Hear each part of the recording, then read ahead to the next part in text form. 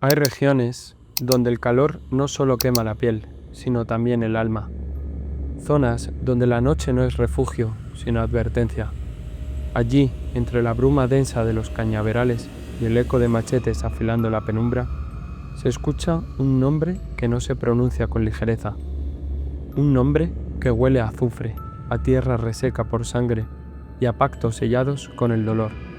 No es una leyenda para asustar niños, es una sombra viva, un precio demasiado alto, y algunos aún juran que camina entre nosotros. Bienvenido, estás entrando a los susurros del cancerbero, donde las sombras tienen voz y los muertos memoria.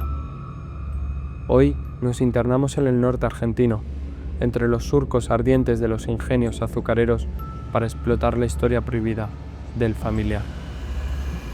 En el norte profundo de Argentina, donde el calor aprieta como una soga al cuello y los campos de caña se extienden hasta perderse en la bruma, hay algo más que sudor y trabajo. Tucumán, Salta y Jujuy, tierras de promesas rotas y de jornaleros con los huesos quebrados por la rutina. Esconden entre sus surcos una historia que no figura en los libros de historia, pero sí en los murmullos.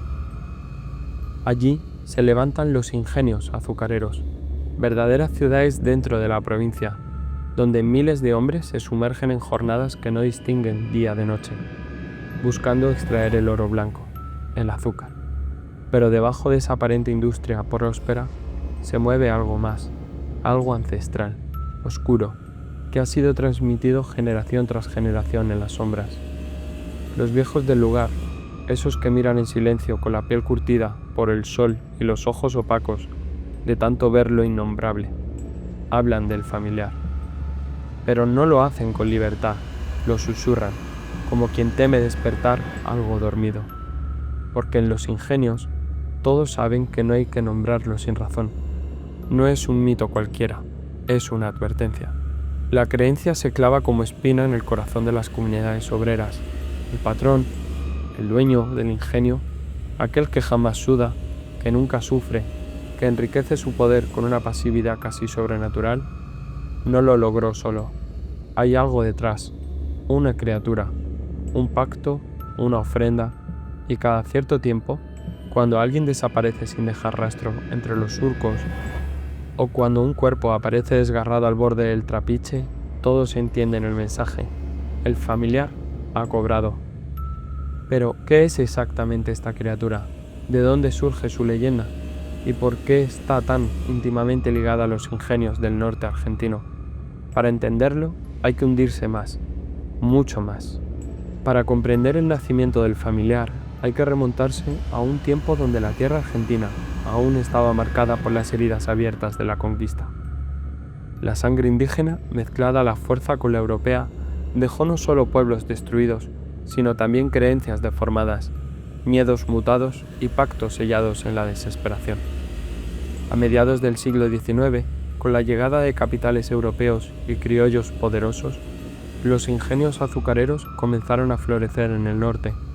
La industria prometía riqueza rápida, pero la realidad era muy distinta para los que trabajaban en la tierra. Jornadas de hasta 18 horas, enfermedades, accidentes espantosos en las maquinarias y una vida tan miserable que parecía diseñada para quebrar el alma.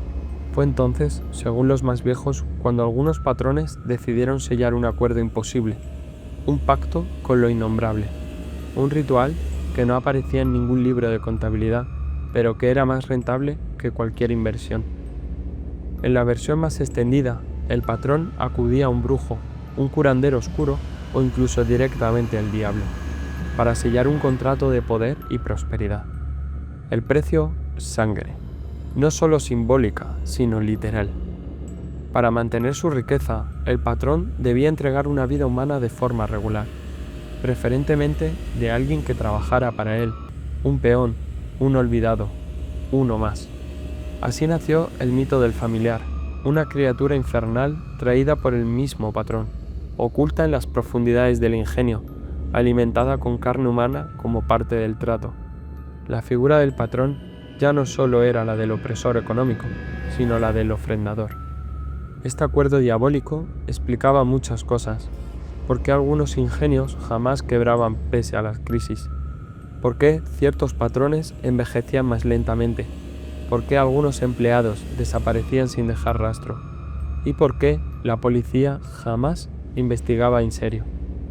El pacto no era solo una historia, era un sistema, una forma oculta de equilibrio entre poder y sacrificio. Y lo más perturbador era que no había escapatoria, porque si el patrón fallaba en alimentar al familiar, la criatura lo devoraría a él. Pero ¿cómo es esta criatura? ¿Qué rostro tiene el horror que merodea entre calderas y rieles? Hablar del familiar es invocar algo que muta, que no tiene forma fija. Las descripciones varían de boca en boca, pero todos coinciden en un punto: no es humano, y nunca lo fue. Algunos lo describen como un enorme perro negro, del tamaño de un ternero, con ojos rojos como brasas y un hocico babeante que jamás deja de olfatear el miedo. Otros lo ven más como una sombra densa y errante, que cambia de forma, se arrastra por los cañaverales y se alimenta del calor del cuerpo antes de atacar. También están los que aseguran que tiene garras largas como machetes y un hedor que anuncia su presencia incluso antes de que se manifieste. Pero hay algo más inquietante. No todos pueden verlo, solo aquellos que han sido marcados, es decir, aquellos elegidos como futuras víctimas. Una vez que el familiar te ha olido, te persigue, aparece en los sueños, en reflejos deformes, en el borde de tu visión, y cuando finalmente lo ves de frente, ya es demasiado tarde. Muchos testimonios, recolectados en zonas cercanas a ingenios antiguos, coinciden en ciertos detalles. Huellas imposibles sobre el barro seco, como de bestia cuadrúpeda, pero con garras humanas. Voces distorsionadas entre los cañaverales, que imitan a la perfección el llanto de un niño o los gritos de un amigo para atraer a su presa. Cuerpos hallados sin sangre, sin ojos o sin lengua, como si hubieran sido absorbidos por dentro. Y sobre todo, un miedo paralizante, que precede su presencia como una ola invisible. Lo más aterrador, sin embargo, no es su forma, sino su obediencia. El familiar no actúa por cuenta propia, es atado al patrón. Está atado al patrón. Es su perro del infierno, su ejecutor, su criatura. Pero si el patrón falla en su tributo, si rompe el pacto, el amo se convierte en presa. Así funciona el equilibrio, así se mantiene el silencio. En los márgenes de la civilización, donde la justicia rara vez pisa y la ley se escribe en miedo, nacen los rituales más oscuros. El pacto con el familiar no es improvisado, requiere un acto de entrega total y no todos los que intentan sobreviven al intento. Los relatos de quienes aseguran haber escuchado o presenciado partes del ritual son fragmentarios, pero coinciden en ciertos pasos clave. El primer elemento es el deseo de poder. El patrón debe buscar el ritual, no por necesidad, sino por ambición. No basta con querer proteger su ingenio, debe querer más riqueza, más dominio, más control. Luego viene la ofrenda inicial, un primer sacrificio, no una gallina ni un animal cualquiera, sino una vida humana, preferentemente de alguien inocente, de alguien que no sepa lo que está ocurriendo. Esa muerte no solo sirve como moneda de cambio, sino que mancha para siempre el alma del patrón, sellando su vínculo con el infierno. El ritual se realiza de noche, cerca de las calderas o dentro de los cañaverales. Se invoca al espíritu, al demonio, al ente que tomará forma en el familiar.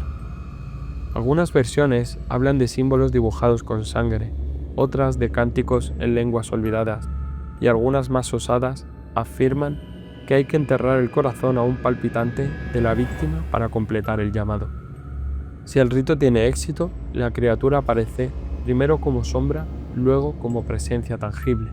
El nuevo amo no lo controla del todo, lo alimenta, lo respeta y a cambio la criatura garantiza prosperidad, fortuna e incluso elimina obstáculos, competidores, empleados rebeldes o simplemente aquel que moleste demasiado. Pero el pacto tiene condiciones estrictas. Debe alimentarse regularmente, al menos una vez al año, con carne humana. No puede ser visto por extraños o el patrón corre peligro. Nunca debe ser desafiado o ignorado. El patrón no da órdenes, ruega por obediencia. Romper alguna de estas reglas implica consecuencias inmediatas. Hay registros orales de patrones encontrados en posiciones grotescas, con la piel desgarrada como si algo hubiese salido desde dentro. Otros simplemente desaparecieron. El ingenio cerró, y el familiar, según cuenta, aún merodea en ruinas cubiertas de maleza. El pacto es prosperidad a cambio de alma, un contrato infernal firmado con la sangre de otros. Pero, ¿qué ocurre con las víctimas? ¿Y qué huellas dejó esta historia real en el norte argentino? Los libros oficiales callan, los registros policiales, cuando existen, están incompletos, pero las voces del norte argentino no han olvidado. En las zonas rurales cercanas a los antiguos ingenios, los relatos se transmiten en susurros, como una advertencia disfrazada de leyenda, y en esos relatos hay nombres, fechas y cuerpos. Uno de los testimonios más antiguos proviene de un ex empleado del ingenio Santa Lucía, en Tucumán. Contaba que, durante los años 50, cada temporada de zafra había al menos una desaparición. Gente que venía del interior buscando trabajo y que, tras firmar el contrato, simplemente dejaba de aparecer. Los compañeros murmuraban que se lo llevó el familiar y nadie preguntaba más. El trabajo seguía, el azúcar no se detiene. Otro caso estremecedor tuvo lugar en 1973, en el ingenio Ledesma, Jujuy. Un adolescente que ayudaba a su padre en las noches de mantenimiento fue hallado sin ojos, sin lengua, con las costillas abiertas como si algo lo hubiese devorado por dentro. La versión oficial habló de un accidente con maquinaria, pero su cuerpo apareció a metros de cualquier zona peligrosa en un campo limpio. Ni una gota de sangre en el lugar, como si hubiera sido devorado en otro sitio y luego arrojado allí.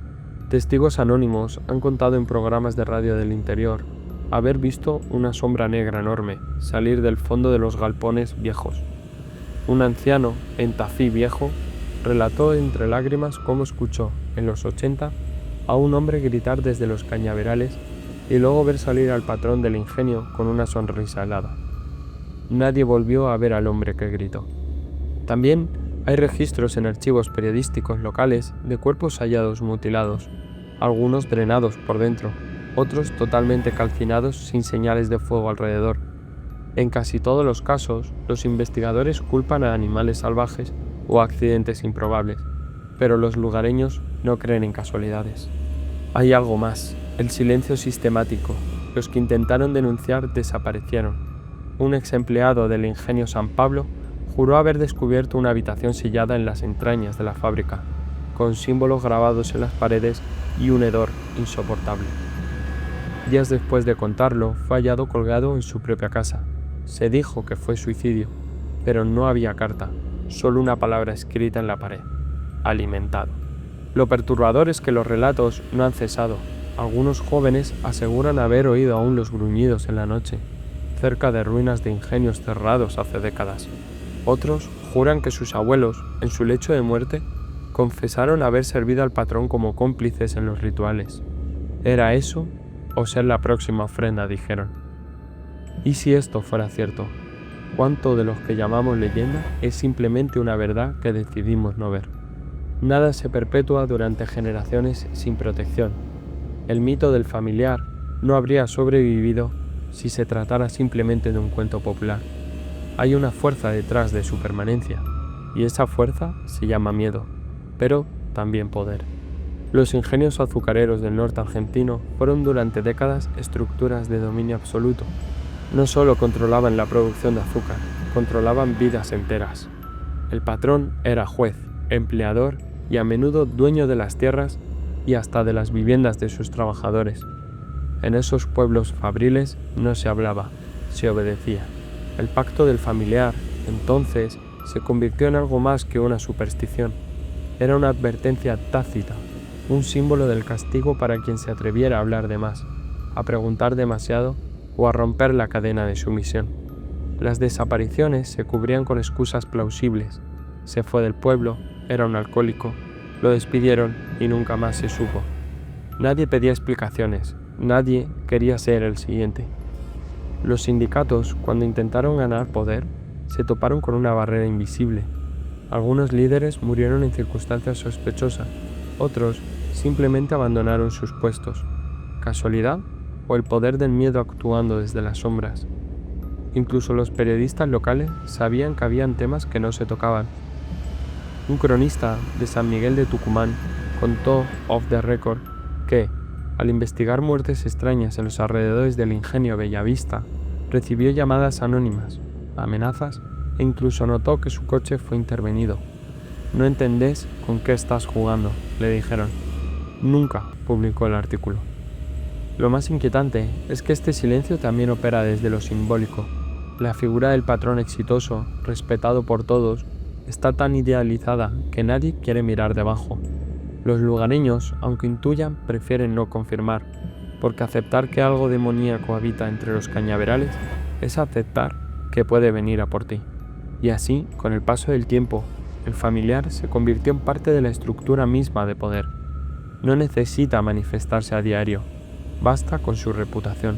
Su nombre se ha convertido en un cerrojo invisible, en un pacto de silencio colectivo. Pero, ¿dejó realmente de actuar?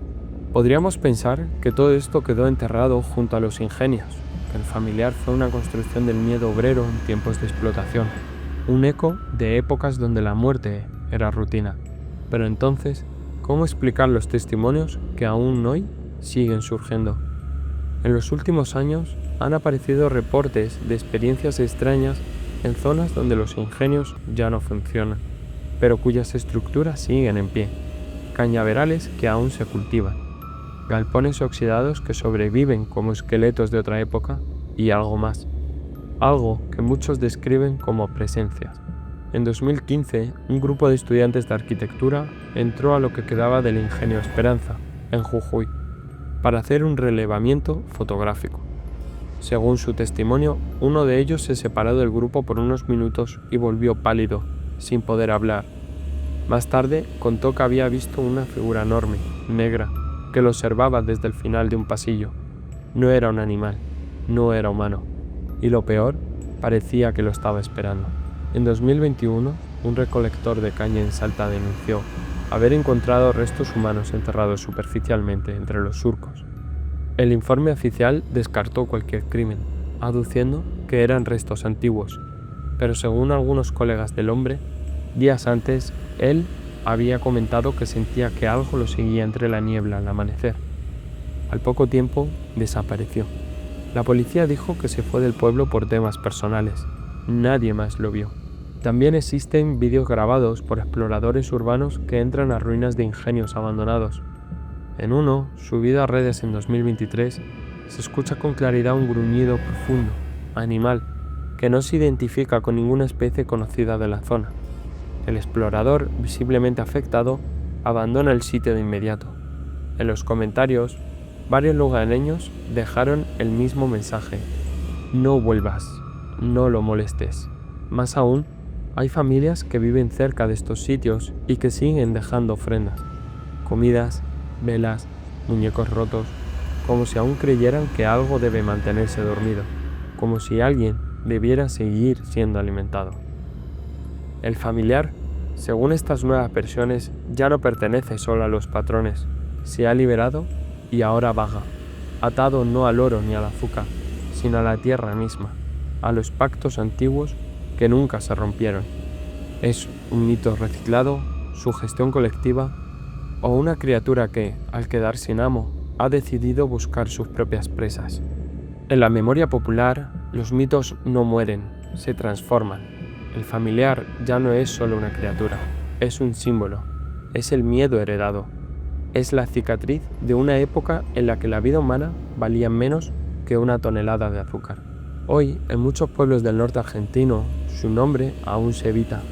Los jóvenes quizá lo repiten como chiste, pero los viejos, los que vieron, los que perdieron a alguien, los que callaron demasiado, bajan la mirada cuando lo oyen, porque lo recuerdan, porque aún lo sienten cerca. En las escuelas rurales, algunos docentes advierten a los niños que no se adentren solos en los cañaverales, no por accidentes, sino por lo que vive dentro. En ciertas familias, aún se dejan monedas o trozos de carne cruda cerca de ruinas antiguas, por si pasa. Y hay quienes afirman que ciertas riquezas actuales de empresarios que nadie conocía hace una década y que de pronto crecieron como hongos tras la lluvia, podrían tener orígenes menos legales y menos humanos. Y hay quienes afirman que ciertas riquezas actuales de empresarios que nadie conocía hace una década y que de pronto crecieron como hongos tras la lluvia, podrían tener orígenes menos legales y menos humanos. Lo más escalofriante del familiar no es su ferocidad, es su lógica. Es la forma en que se entrelaza con el sistema. Cómo transforma el poder económico en poder ritual. Cómo convierte al explotador en oferente y al explotado en moneda de cambio. Este legado maldito ha dejado algo más profundo que miedo. Ha sembrado desconfianza. Ha alimentado la idea de que todo progreso viene con un precio oculto, de que hay pactos que se firman sin tinta y se pagan con carne. Quizá por eso, aunque los ingenios se oxiden y los campos se renueven, el familiar sigue existiendo, porque no es solo una criatura, es un recordatorio, una advertencia de que el infierno no está bajo tierra. Hay leyendas que se cuentan para entretener, otras para asustar, pero hay unas pocas que se susurran para no olvidar. El familiar no es solo una criatura mitológica del norte argentino, es una sombra que se alimenta del silencio, una advertencia que recorre los surcos de la tierra y también los de la historia. Quizá nunca podamos demostrar que existe, pero tampoco podemos negar todo lo que su leyenda arrastra: desaparecidos, miedos heredados, pactos de poder, vidas olvidadas por un sistema que prefería mirar hacia otro lado. En el fondo, lo que más aterra del familiar es que no necesitamos verlo para saber que está ahí. ¿Y tú? ¿Te atreverías a entrar solo a un ingenio abandonado cuando cae el sol? Nos vemos en la próxima historia, pero no olvides dejar tu huella. Comenta qué te pareció este caso. Suscríbete si quieres escuchar más y deja tu like si sentiste el escalofrío. Hasta entonces, que las sombras no te alcancen y que el cancerbero nunca te mire